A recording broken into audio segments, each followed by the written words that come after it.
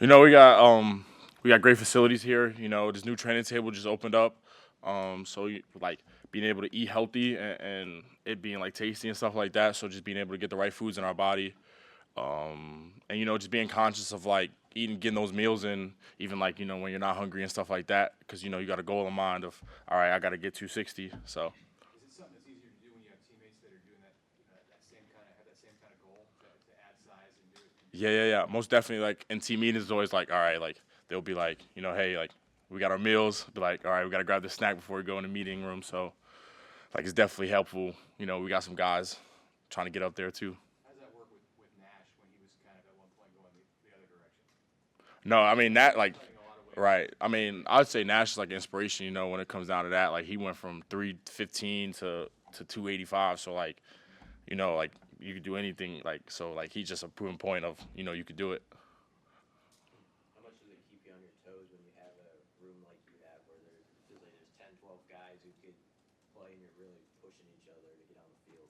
Right. I mean, competition. And it's just like it makes us better. I'm making Jamari better. Jamari's making me better.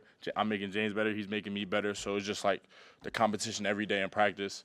It just pushes us to do better and compete against each other because it's going to translate on the field when it's time for the games.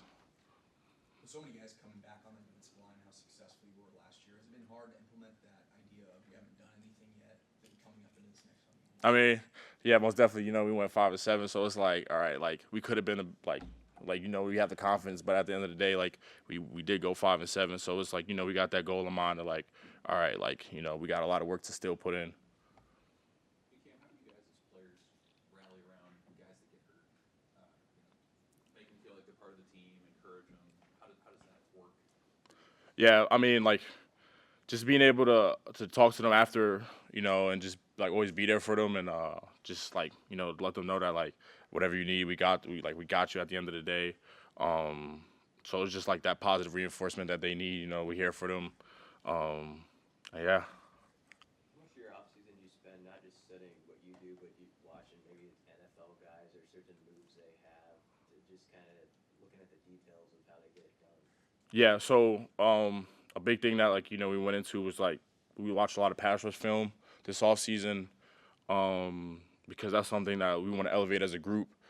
So like we watched a lot of like 4-man pass rushing, just how they do it in the NFL. It's like all right, like their rush angles and things like that. So we do watch a lot of film in the off season. Especially like a big emphasis was pass rush. Are there certain guys you locked in on to study their game? Yeah, most definitely like the Bosa's, Aaron Donald.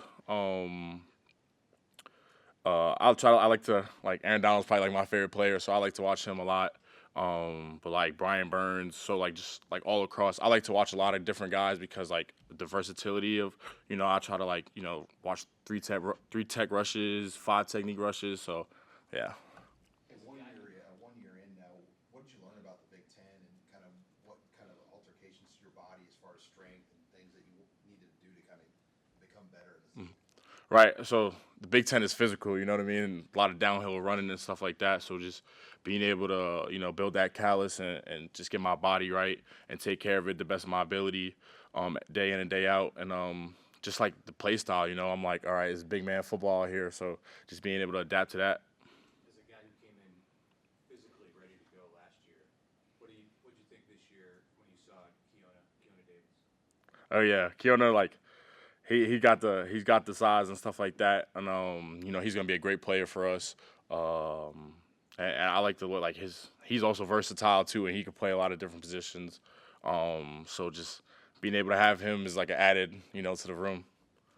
What are the mental hurdles a young defensive lineman has to overcome coming into college, even where you are at now, going year two?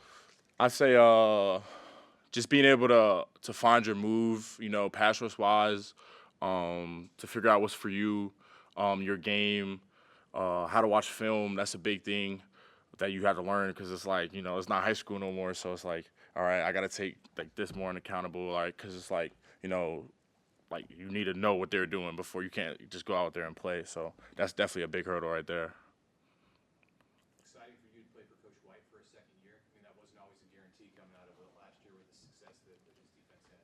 Yeah. I mean, it's definitely a privilege to play for Coach White. You know, he's a great coordinator, and so it was like it was a good relief when he said he was coming back. You obviously want to have success anyway, but when you have like kind of these super senior guys who've come back and decided to run it back one more season, how important is it to you to send them out on the right note? Right. I mean, it's an honor to be able to line up with Nash and Ty and Jamari and like you know those seniors, like just being able to be on the field with them is a privilege. So like you know when I'm out there, it's like all right, like I'm doing it for them, like because you know it's their last. So you know just being out there and being aware of that. Anything else for Cam? Okay. Thank you guys.